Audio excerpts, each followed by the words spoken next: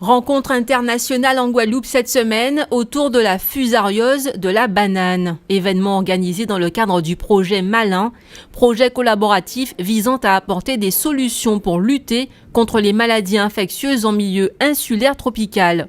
La fusariose de la banane, pas encore détectée dans nos régions, peut facilement circuler et représenterait un véritable danger. C'est une maladie qui est due à un champignon du sol qui attaque les racines et qui étouffe les bananiers, donc qui les tue. Les symptômes les plus suspicieux, c'est un jaunissement du plant, puisque le champignon étouffe, on va dire, le bananier.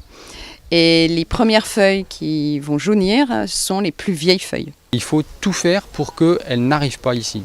C'est aussi une des raisons d'être de cet atelier, c'est de sensibiliser les pays de la Caraïbe au danger de cette maladie qui se propage de façon inquiétante au niveau mondial actuellement, pour qu'ils puissent mettre en place et pour qu'on puisse mettre en place collectivement des stratégies pour éviter qu'elles n'arrivent en Guadeloupe. Ce vendredi, les participants ont été formés à des méthodes d'examen des sols et autres supports susceptibles d'être contaminés. Il faut qu'on soit préparé au cas où, et comme ça on apprend les techniques pour savoir diagnostiquer la maladie et apporter des éléments de réponse pour les agriculteurs.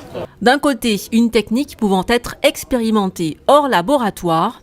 C'est cet appareil ici, là, le Génie 2. C'est une méthode de détection, de diagnostic qui peut être utilisée au champ. Là, déjà, on est sorti du laboratoire, vous voyez, on est dans une salle normale et c'est un instrument qui est portable. De l'autre, un diagnostic plus spécifique. On va faire une étape d'extraction d'ADN pour obtenir l'ADN qui est pas rapide, c'est dans la technique que vous avez vue précédemment. Et il y a une réaction qui est plus compliquée et plus longue en fait pour dévoiler le pathogène. Des journées qui ont aussi permis de faire le point sur d'autres aspects de la prévention, comme la mise en place de plans d'action ou des projets de loi.